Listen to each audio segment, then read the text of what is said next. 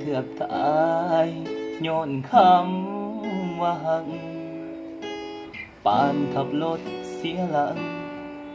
หักลงทางโค้งบอกกันมาตรงๆอ้ายจนงง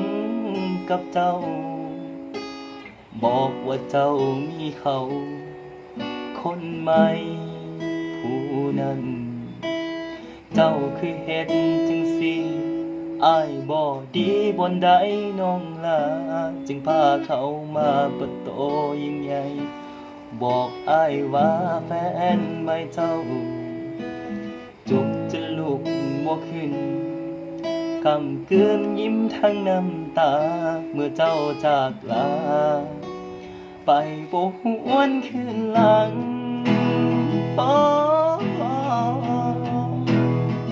ฝืนโตบ่ไหวใจอ้ายบ่พร้อมมีภัยคนที่หักใจเจ็บหลายจนกลายเป็นแผลฝืนโตบ่ไหวข้าอ้ายมันบ่มีแหงคือมีดเสียบแทงเจ็บจนที่ลมสิตาย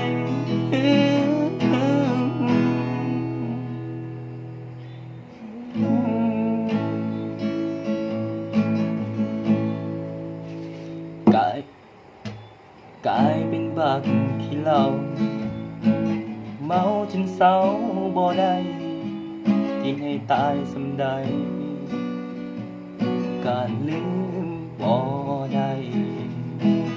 นั่งคิดเรื่องเก่าๆที่สองเฮาเคยหักกัน